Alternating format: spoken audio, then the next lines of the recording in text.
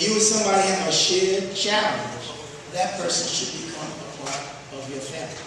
So when you have an organization like CAR, and you are here, this is your 4th annual event, the question for all of you as you sit here today is, what do you do and what do we do to help you help others and help yourself?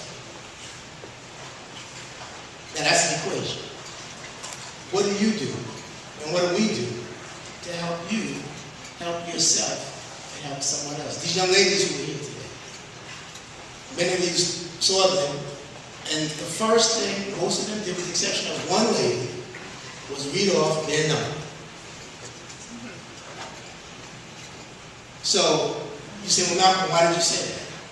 Because that should be the last thing they should read off, is their number. And it is up to you, as it is up to us, to make sure that these young ladies and the gentlemen there as well understand that when they come out of incarceration, that they are just as equal to you. I am no better than each and every one of you. I am no better than each and every one of you. I go to bed just like you do. I go to the bathroom just like you do. I got to eat just like you do. And there's been many times I use language just like you do. Matter of fact, I still use that language. But at the end of the day, unless we recognize that we are all in this together.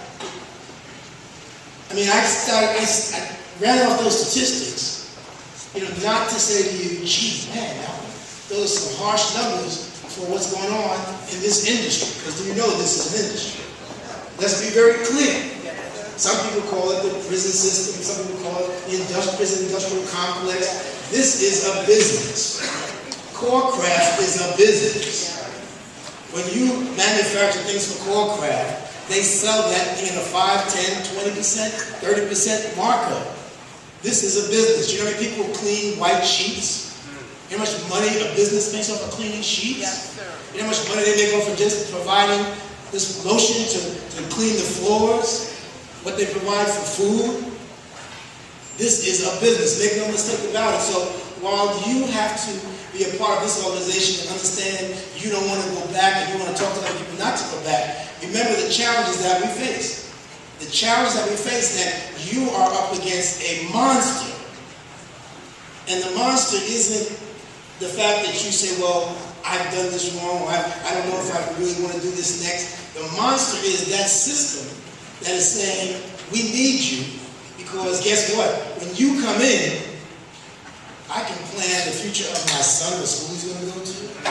I can take my wife on vacation. I can buy a car. I can have that nice little house with a little grass in the back. I can have maybe a farm someplace upstate if I need it.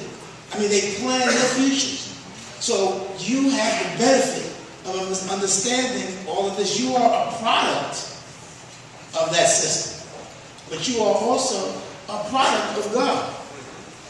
And no matter whether you believe in Allah, whether you believe in God, whether you believe in Jehovah, whatever you believe in, the bottom line is, guess what? Everybody is here for a reason. Now, I can't tell you what the reason is for everybody that's in this room. Obviously, Sister Scott got her reason together. Sister DeVoe has her reason together. Many of you got to have your reason together. But understand, you are here for a reason. Even the fact that you may have been incarcerated for a time, you don't have the right to finish your incarceration and come out and say, well, that's it. I'm done. There's nothing I can do. Your incarceration experience is something that you got to share with somebody else so that CAR can continue to exist, and maybe one day CAR will go out of business. I know you will say to yourself, well, Malcolm, that's easy for you to say. You haven't been in there. You didn't go to that employer and I was doing fine until I checked that box on the application that might have said felony or something, and then all of a sudden they said, well, you know what, that position doesn't exist anymore. You didn't get the door slammed in your face so many times. You wasn't sitting up there looking good, knowing that you feel good, knowing you can do the job of 5 people over there, and when you walk in there, somebody says, no, you can't do it. Or you get the job. And then just later on do a little research and come back and say, oh, you know what? I think we made a mistake. We don't have no more positions. Well, let me tell you something. Maybe that has not happened to me in that regard, But I can tell you, I have doors slammed in my face every day. Every single day, someone is saying something about me to say I did or what I didn't do. But does that stop me from fulfilling my purpose? Absolutely not. Because as long as I know that I'm doing what I'm supposed to do, it doesn't matter. And all I'm saying to each and every one of you, don't let the fact that you was incarcerated be an albatross around your neck. You should use that as something to propel you moving forward to do what you have to do in life. That is an advantage, whether you want to believe it or not. Because you know what? When it comes down to it, I'd rather be in a foxhole with you than some brother or sister that had no rough time. Because I need to know that you know how to handle your business. See, somebody that's been in good shape all the time, what you want to do with me? If something go wrong, you go on. I need somebody that's going to have my back. And so y'all got to understand, you see, you just take your experience. Take your experience and make that an asset. That's what's so beautiful about CARD. CARD makes you understand, well, not just who was in this organization, but let's talk about what we're going to do for them. Maybe what we do as elected officials, just like we do for these big corporations, we give them tax credits when we ask them to start a business. So maybe what we have to do, since they don't get it, is we're going to give them a tax credit every time they hire somebody that was incarcerated. Maybe we're going to give them a tax credit every time they promote somebody from just being online to a manager.